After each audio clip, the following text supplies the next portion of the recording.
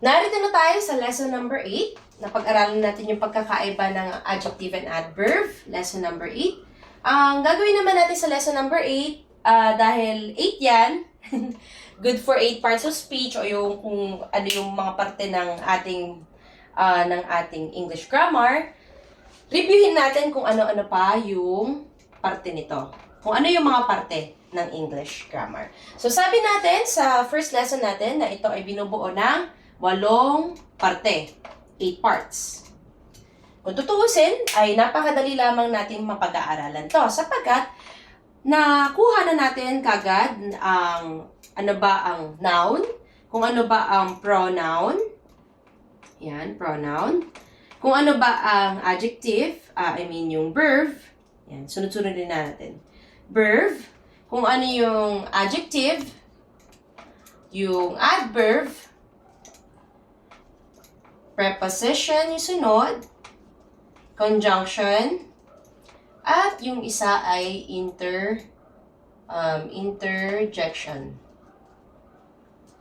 So, ibig sabihin, kung napag-aralan natin tong 1, 2, 3, 4, 5, ilan na lang ang kailangan natin pag-aralan? Ang kailangan na lang natin pag-aralan ay 3 na lamang po.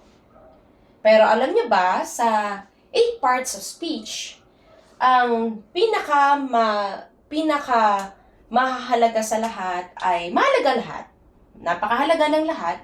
Pero alam niyo ba na kung napag-aralan niyo to, sila yung isa sa mga common na ginagamit at pinaka mga mahahalaga sa 8 parts of speech. Sapagkat sa kanila pa lang ay kayang-kaya na natin makabuo ng pangungusap.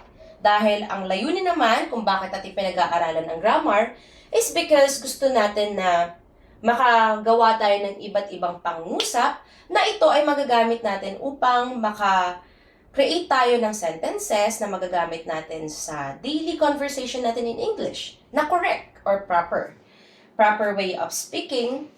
Kaya kailangan natin pag-aralan yung 8 parts para alam mo kung ano bang mauuna, siya, naglalakad, o sila. Ayan. I-arrange mo na ngayon, so hindi pwedeng siya at sila magkasama. Pwede lang sila ay naglalakad. Kung mapapansin nyo, ang grammar, siya yung nag-aayos kung paano ba yung pagkakasunod-sunod ng paggamit natin ng mga words sa ating pangungusap. Ibig sabihin, ang 8 parts of speech ay binubuo ng 8 parte, ngunit napag-aralan natin yung 5, kaya para sabihin ko na sa inyo, yung preposition, conjunction, at interjection ay napakadali na lamang sa susunod natin na lesson. Kaya, huwag kayong aalis dyan sapagkat itutuloy natin ang lesson na ito. So, let's go na sa lesson number 9.